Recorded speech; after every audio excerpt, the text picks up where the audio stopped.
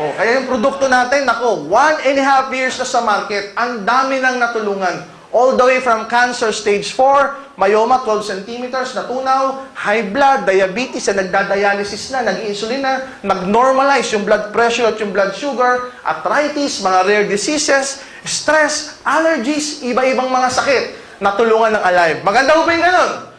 So, ang masasabi lang namin, baka sa pakiramdam mo, wala kang sakit.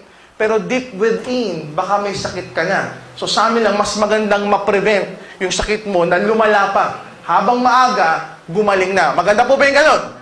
Next, merong unique feature yung produkto. Our product utilizes V-Caps. Ano po ba yung V-Caps? Tinatawag yung vegetarian capsule.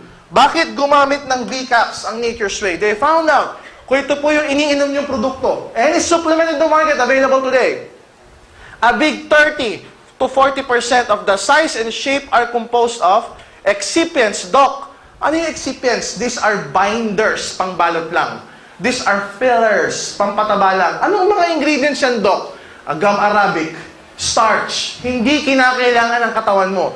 What you need are the healthy components inside. Hindi yung 30 to 40% na excipients. Isipin mo, masyadong mataba.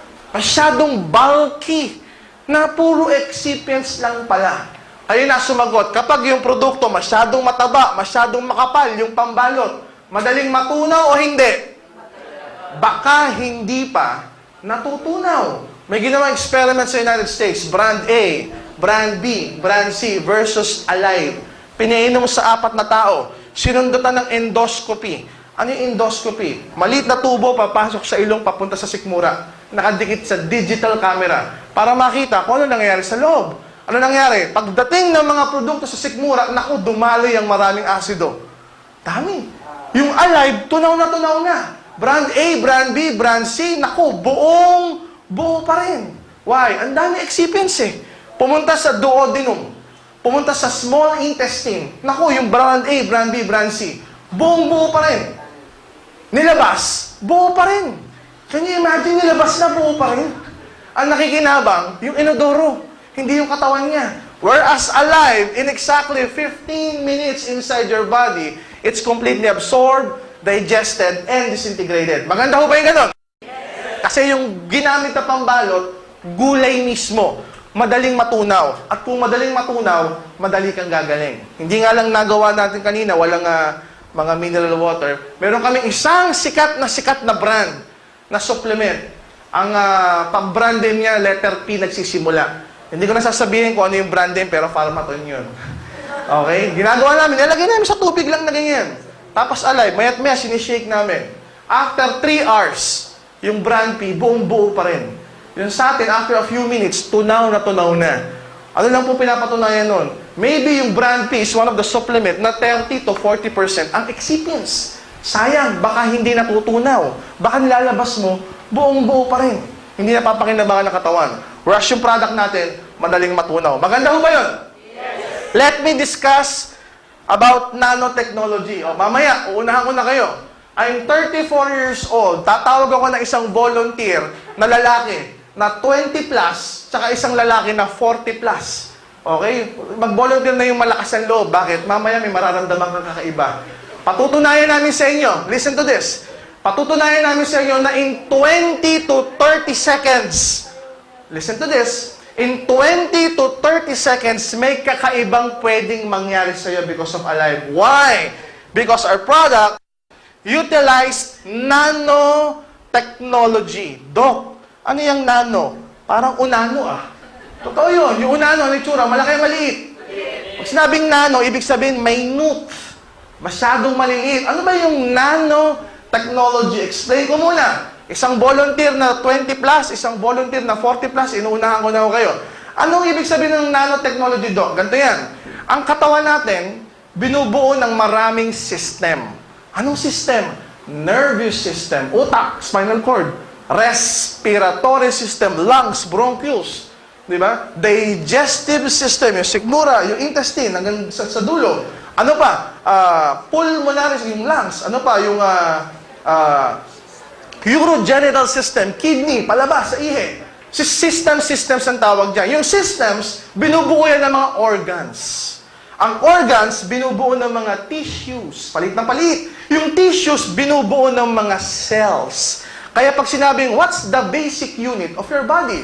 It's what you call the cells. Yan. Cells, yan po yung basic unit ng katawan natin. Ano yung tsura ng cells? Ganyan. Merong powerhouse yung tinatawag ng mitochondria. Yan yung pinakamaliit na bahagi ng katawan mo.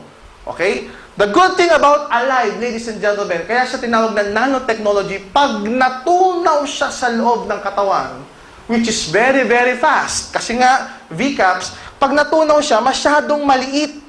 At sa sobrang liit niya, nagpe-penetrate siya sa loob ng cells instantaneously o mabilisan. In short, nagtitake action yung alive on the cellular level kaagad. Okay? Whereas yung ibang supplement, pag na-degrade, masyado pa rin malaki. So, hindi siya nagpe-penetrate sa cells. Bumabangga-bangga lang na ganyan. So, baliwala. Whereas yung product natin, nanotechnology. Naintindihan niyo po ba? Yan po yung mga usong methodology sa US ngayon. Kaya sa US ngayon, may mga product na dati ganito lang. Ngayon, nire-launch nila, ganito, nano version. Pinaliit na nila yung degradation particle para mas ma-absorb ng katawan. Anong pangalan, bossing?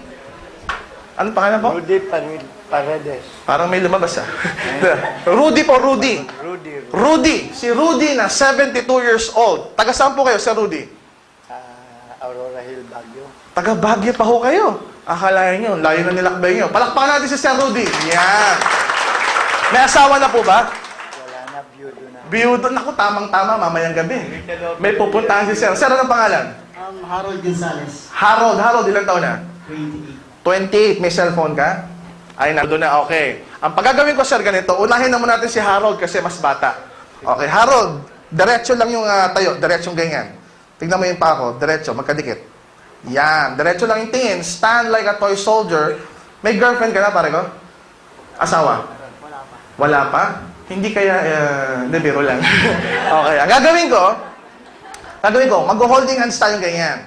Tapos, hahatakin kita, pababang ganun. Okay? Ang gagawin mo, Harold, titigasan mo lang yung posisyon. Okay? Hindi mo ako itataas, tigasan mo lang.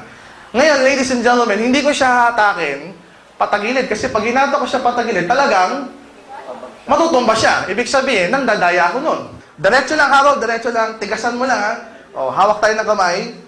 Bossing, pakihawak yung mic. O, diretso lang. Tigas. 1, 2, 3. Madaling natutumba. Ang question ko, Harold, kumain ka na ba?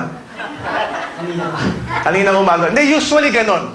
Kahit kumain o hindi, usually, pag ginanon mo, na-unbalance easily. By the way, Harold, yung ba yung mas malakas mo? O, dito ka ba? Kung magsulat ka ba ito, ginagamit mo? Ayan. O, ibig sabihin ito yung mas malakas. Okay? Ano mas malakas? O, yung kabila naman, yung kabila. Baka sabihin, hindi patas eh. Holding hands tayo. Okay? O, tigasan mo lang. 1, 2, 3. Easily. Easily, madali lang. Wala ka naman pila yan, no? O, kamagala na, mamaya magkakaroon ka rin. O si Sir Rudy, na 72 years old.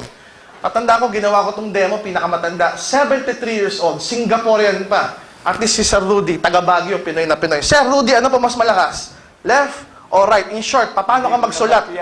Hindi mo na matiyak. Pero ganito na lang, paano kayo magsulat? Left or right? Or right. Yan. Yan yung usually yung tanong. Kung ano yung ginagamit mong pansulat, yan yung predominant part mo. Mas malakas yan. O, palit tayo ng posisyon, Sir Rudy. Dito ka. Yan. So, ganun din po. Diretso lang yung pang ganyan. Magkadikit. Tignan niyo pa ako, Sir Rudy. Sige po, dikit niyo po. Yan. So, hatakin ko ito pababa. Tigasan niyo lang po. Okay? Bossing pahawak. Maganto. 1, 2, 3.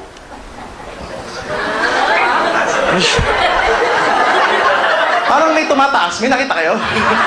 Ulitin natin. Sir, dikit niyo ba? Pwedeng nakabukong ganyan. Hindi po. Kailangan naka... Mahina at lagan.